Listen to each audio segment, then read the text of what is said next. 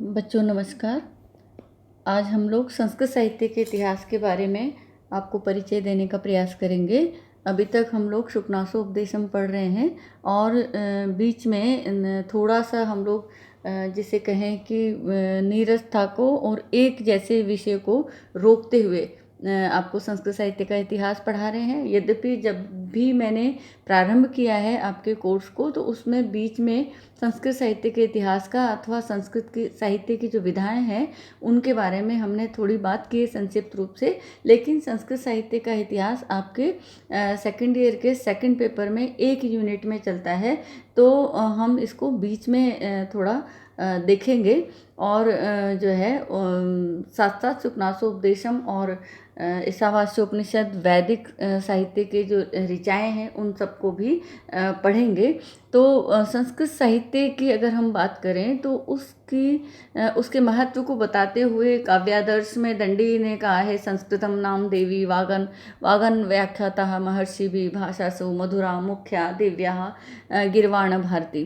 तो ये देवों की भाषा है, ये देवताओं की भाषा है, ये एक मधुर भाषा है, ये मुख्य भाषा है और अलौकिक भाषा है। ये माँ सरस्वती का अवतरण स्वरूप भाषा है। कोई भी भाषा बच्चों कम या ज़्यादा नहीं होती, कोई भी भाषा ऊपर या नीचे नहीं होती, परंतु जिस देश की जो भाषा है वो उस देश के लिए महत्वपूर्ण है और वो उस देश के लिए अनिवार्य भी है, क्योंकि भाषा भावों की संवाहिका होती है। क्योंकि भाषा हमारे हृदय के भावों को अभिव्यक्त करने का माध्यम है। तो जिस भाषा को हमने बचपन से देखा है, सीखा है, समझा है, सुना है, वो भाषा हमारी सहज अभिव्यक्ति का माध्यम होती है। इसलिए यदि हम भारत के संदर्भ में बात करें तो संस्कृत जो है वो हमारी अपनी भाषा है, भारत की भाषा है, आर्यावर्त की भाषा है, इसलिए वो हमारे लिए महत्वपूर्ण है संस्कृत। क्योंकि वैसे ये स्वीकार किया जा चुका है कि ऋग्वेद की जो ऋचाएँ हैं, जो पहली ऋचा है अग्नि मीले पुरोहितम, ये ऋग्वेद जो है वो विश्व की का सबसे प्राचीनतम ग्रंथ स्वीकार किया जा चुका है। तो ये भारत ही नहीं, विश्व की सबसे प्राचीनतम भाषा है जिसमें ज्ञान का अवतरण हुआ है और भारत के संदर्भ में तो ये महत्वपूर्ण है ही सही। तो जो संस्कृत भाषा जो हमारी है या संस्कृत साहित्य जो है वो हमारे लिए जानना महत्वपूर्ण है कि हमारी ज्ञान की यात्रा कहाँ से शुरू हुई है। तो संस्कृत साहित्य जो है उसके भीतर कि हम केवल भाषा की बात नहीं करें, हम ज्ञान की बात करेंगे कि संपूर्ण जो ज्ञान परंपरा है भारत की वो संस्कृत साहित्य में है। वेदों से लेकर के अब तक जो भी हमारे ज्ञान का परिणाम है, जो ज्ञान का शोध है, ज्ञान का निष्कर्ष है, ज्ञान का जो संग्रह है, विविध जो शाखाएं हैं, उन सब का जड़, उन सब की जड़, उनका मूल जो है वो संस्कृत साहित्य में मिलता है। क्योंकि ये ही भाषा सबसे पहले बोली जाती थी, इसलिए इस भाषा में मिलता है। इसलिए नहीं कि ये भाषा महत्वपूर्ण है या श्रेष्ठ है, मतलब इसलिए क्योंकि इसमें ज्ञान है, इसलिए ये महत्वपूर्ण है।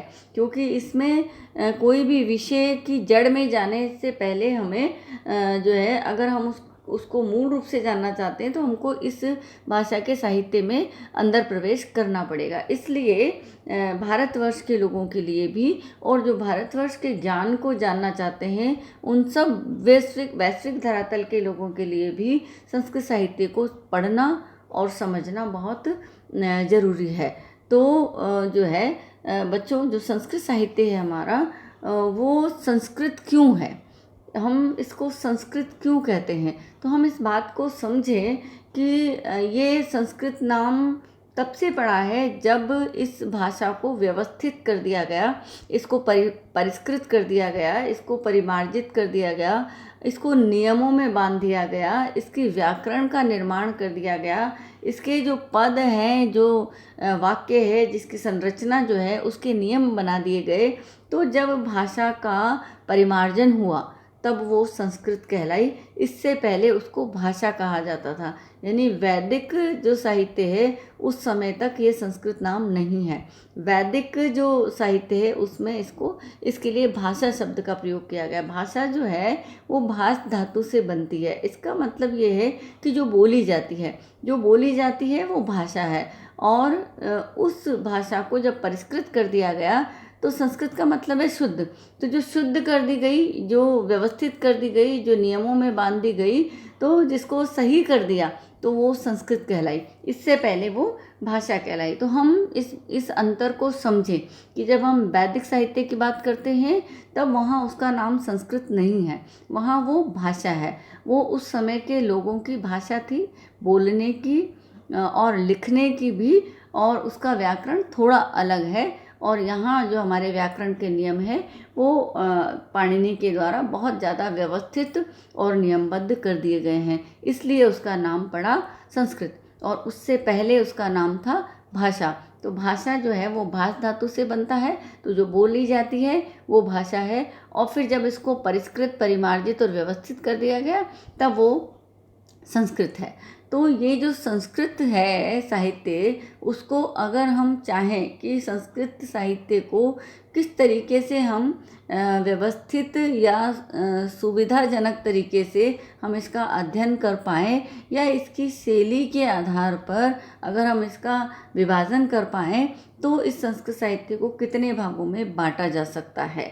तो शैली के दृष्टिकोण से अथवा काल के दृष्टिकोण से संस्कृत साहित्य को वैसे तो मुख्य रूप से दो भागों में विभाजित किया जाता है, एक प्राचीन और एक अर्वाचीन, एक वैदिक और एक लौकिक।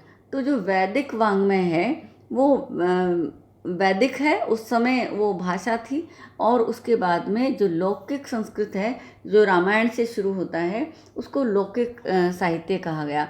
वैदिक साहित्य जो है वो उसमें वेद हैं। आप जानते हैं कि ऋग्वेद, यजुर्वेद, सामवेद, अथर्ववेद, ये 4 वेद हैं। और जो वेद हैं वो अपौरुषेय कहे गए हैं इस मायने में, इस संदर्भ में कि वेद अर्थात नॉलेज, अर्थात ज्ञान जो है वो अपौरुषेय है। इसका मतलब ये है कि वो ईश्वर प्रदत्त है, जो जन्मजात है, जो मनुष्य के भीतर होता है, वो अवतरित होता है, वो विलय हो जाता है, लेकिन वो रहता है, इसलिए वो वेद है। और ये वेद जो है, ये जो ज्ञान है, ये ज्ञान को 4 इन संहिताओं में बाद में विभाजित कर दिया गया। वैसे श्रुति कहा गया था, यानी कि वो मौखिक परंपरा से मिलता था पहले, उसके बाद में जब उसको वर्गीकृत करके बांध दिया गया, तब जोड़ दिया गया, तब उसको संहिता कहा गया।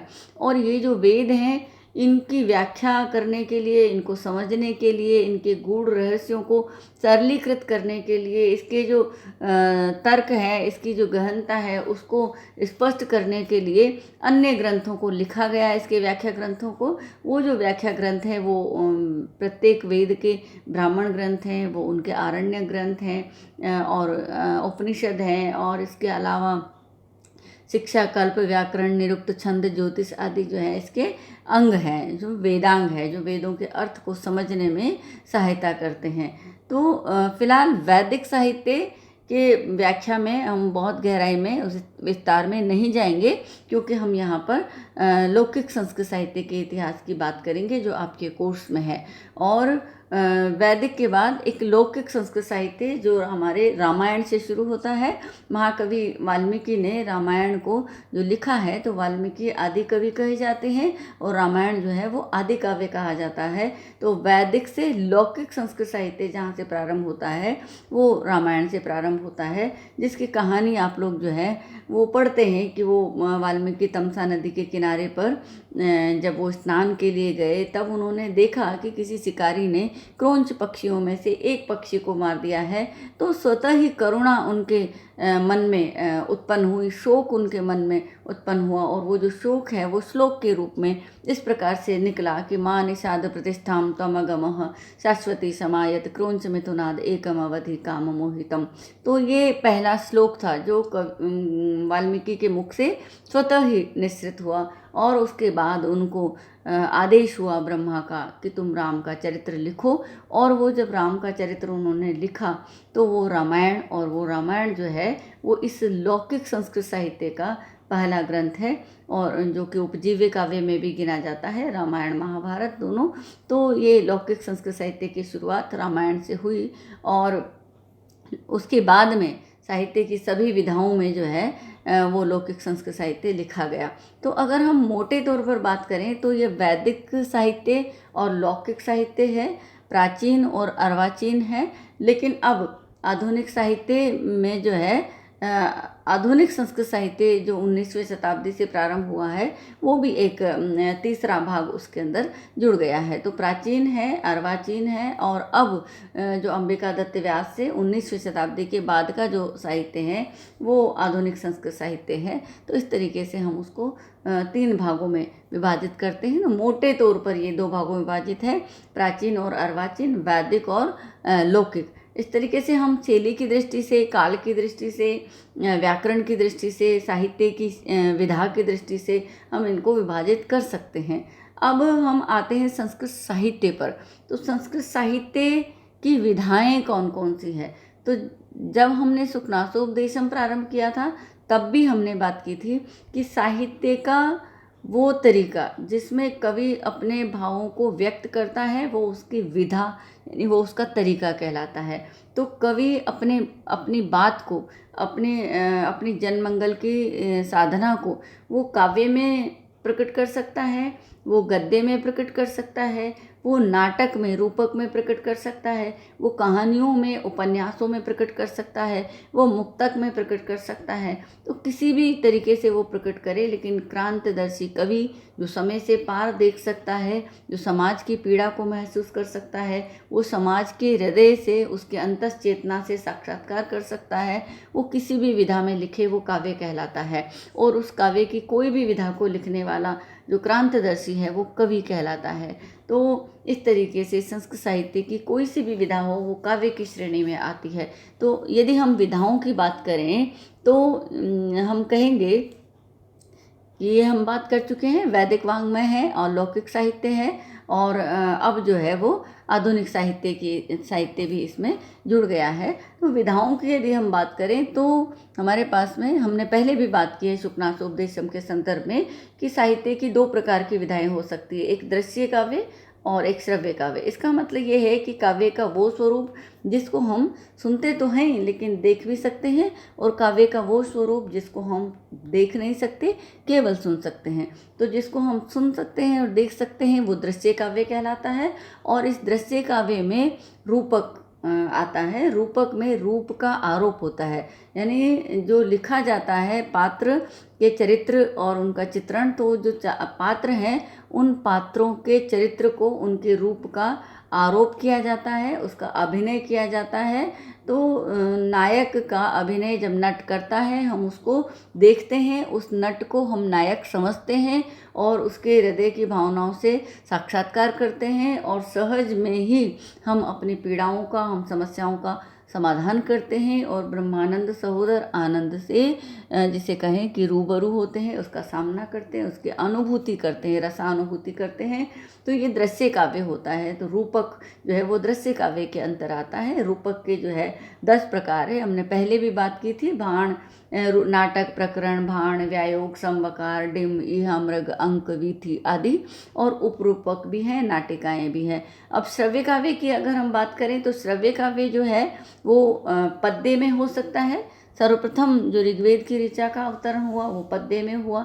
लौकिक संस्कृत साहित्य का अवतरण मान शाद प्रतिष्ठाम जो हुआ वो पद्य में हुआ। तो पद्य जो है वो सहज अनुभूति का मार्ग है। तो पद्य में कवि काव्य कर सकता है और गद्य में काव्य कर सकता है। तो गद्य, पद्य और एक तीसरी विधा है जिसमें दोनों मिश्रित होते हैं, तो चंपू काव्य। अब पद्य काव्य को भी हमने उसके स्वरूप के आधार पर और उसके आकार के आधार पर विभाजित किया है। पद्य काव्य में महाकाव्य होता है, जो नाम से जैसा आपको पता लग रहा है, क्योंकि महा है, वो महा मतलब वो बड़ा काव्य है। तो ऐसा काव्य जो जीवन के सभी रंगों को साथ में लेकर के चलता है, जीवन के सभी रूपों को साथ में लेके चलता है, जो जीवन के सभी छटाओं को बिखेरता है, हमको बताता है, तो जीवन के प्रत्येक अंश का वर्णन करता है, प्रत्येक रस का वर्णन करता है, तो संसार के प्रत्येक भाग का, वस्तु का वर्णन करता है। महाकाव्य होता है, कम से कम 8 सर्ग इसके अंदर होते हैं और विशाल कलेवर वाला होता है। उसके बाद खंड काव्य होता है, जो किसी एक अंश, जीवन के किसी एक अंश या किसी एक भाग से संबंधित होता है, खंड काव्य। और उसके बाद प्रत्येक पद्य जब स्वतंत्र रूप से अपनी बात करता है तो वो मुक्तक काव्य भी होता है। तो महाकाव्य होता है, खंड काव्य होता है, मुक्तक होता है, ये पद्य के भाग हैं।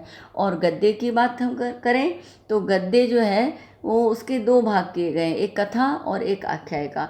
कथा का मतलब है कहानी जो कल्पना पर आश्रित होती है, प्रबंध कल्पना कथा, और आख्यायिका अथवा उपन्यास जो है वो इतिहास पर आश्रित होता है, इतिवृत्त आश्रिता आख्यायिका। तो इतिहास के किसी पात्र को, चरित्र को, घटना को लेकर के जब लिखा जाता है तो वो ऐतिहासिक काव्य होता है, उपन्यास हो सकता है, वो आख्यायिका कहा जाता है। और कथा जो है वो कवि की कल्पना होती है, वो कथाएं पशु पक्षियों की हो सकती है, वो कथाएं मनुष्यों की हो सकती है, वो कथाएं देवताओं की हो सकती है, वो कथाएं परियों की हो सकती है, उसमें सब कुछ हो सकता है। तो कथा जो है वो कवि की कल्पना से बनी होती है, और वो इसलिए क्योंकि वो रोचक होती है, सुंदर होती है, आकर्षक होती है, ख़ास तौर पर बच्चों के लिए बहुत लुभावनी होती है। और सहज भाव में, खेल खेल में बच्चे जो है अपनी जिज्ञासा के तहत कहानी को सुनते हैं, घटनाओं के प्रति जो है उत्सुक होते हैं, और सहज रूप में ही वो शिक्षा को प्राप्त करते हैं। तो वो कथाएं होती है। तो कथा और आख्यायिका होती है। चंपू जो है वो गद्य पद्य मिश्रित होता है, जैसे नल चंपू, भारत चंपू आदि जो है, ये सब जो है वो चंपू काव्य की श्रेणी में आते हैं। तो इस तरीके से साहित्य की विधाएं हैं। हम जब संस्कृत साहित्य का इतिहास पढ़ेंगे तब हम देखेंगे कि संस्कृत साहित्य कब प्रारंभ होता है, और उसके बाद अब तक संस्कृत साहित्य में किस किस ने क्या क्या लिखा है, कौन कौन सी रचनाएं जो है, कौन कौन सा सर्जन जो है वो हम प्रकाश में आ चुका है, वो सब हम संस्कृत साहित्य के इतिहास में पढ़ेंगे। जब हम इतिहास शब्द की बात करते हैं तो हम कहते हैं इति ह आस। इति इस प्रकार का, ह निश्चित रूप से, आस था, यानी इस प्रकार का निश्चित रूप से था।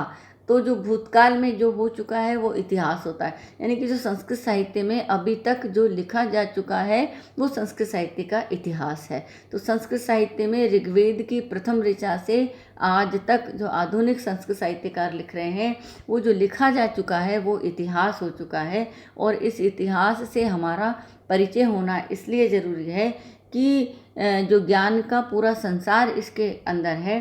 तो जो भी आज तक लिखा जा चुका है, जो भी आज तक के ऋषि मुनि महर्षि गद्यकार साहित्यकार इतिहासकार जो लिख चुके हैं, उन सबको हम पढ़ें, और अतीत के जो वैज्ञानिक हैं, जो महर्षि हैं, उनका जो अनुभव है, उनका जो साक्षात्कार है, उनकी जो संवेदनाएं हैं, जो उन्होंने अपनी किसी भी विधा के माध्यम से अभिव्यक्त की है, उन सब से हमारा एक संक्षिप्त परिचय हो। तो इस परिचय के लिए हमको प्रत्येक संस्कृत साहित्य के विद्यार्थी को संस्कृत साहित्य का इतिहास पता होना चाहिए। तो अगर हम किसी साहित्य को पढ़ रहे हैं तो उस साहित्य की पृष्ठभूमि हमें पता होनी चाहिए, उस साहित्य की भावभूमि हमें पता होनी चाहिए।